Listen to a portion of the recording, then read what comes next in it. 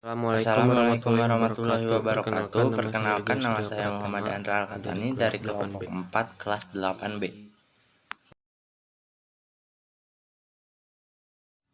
Perjuangan Tuanku Imam Bonjol.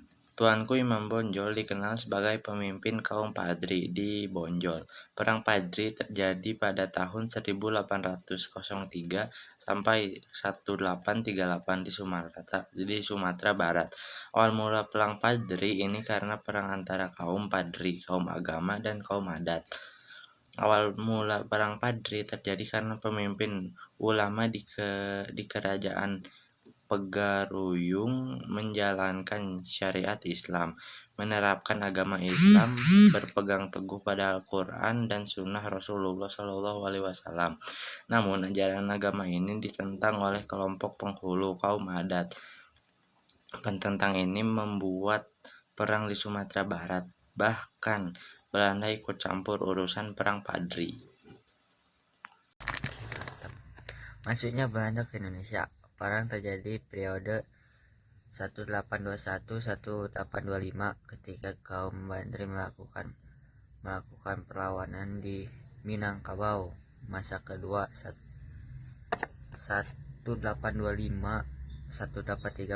perang mulai mereda, tetapi Belanda melakukan siasat dan perjanjian dengan kaum Bandri.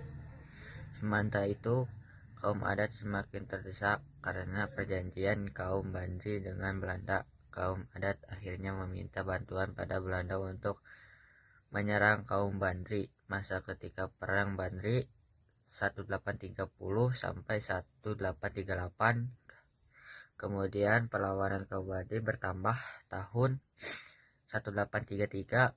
Akhirnya kaum adat dan kaum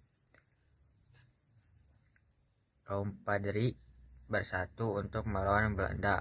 Akibat perjanjian dengan Belanda, kaum adat menyadari kerugian dan dampak masyarakat Minangkabau. Penyerangan Belanda untuk mengepung benteng Padri. Belanda melakukan penyerangan dan pengepungan benteng kaum Padri. Penyerangan Belanda ke benteng kaum Padri sekitar 6 bulan, yaitu 16 Maret sampai 17 Agustus 1837.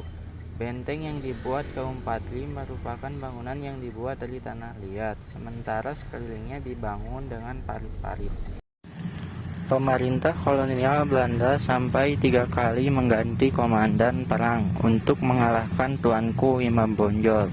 Akhirnya Gubernur Jenderal Johannes van den Bosch melakukan perjanjian dengan kaum Padri melalui perjanjian Masang. Perjanjian Masang adalah perjanjian perdamaian antara Belanda dan kaum Padri tahun 1824. Namun perjanjian tersebut dilanggar oleh Belanda sendiri.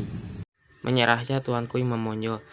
Belanda kemudian menguasai benteng yang dibuat oleh kaum Padri pada 16 Agustus 1837. Akhirnya Tuanku Imam Bonjol menyerah pada bulan Oktober 1837.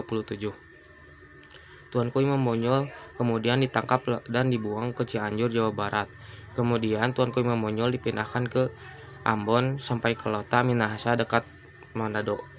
Akhirnya Tuanku Imam Bonjol meninggal dunia pada 8 November 1864.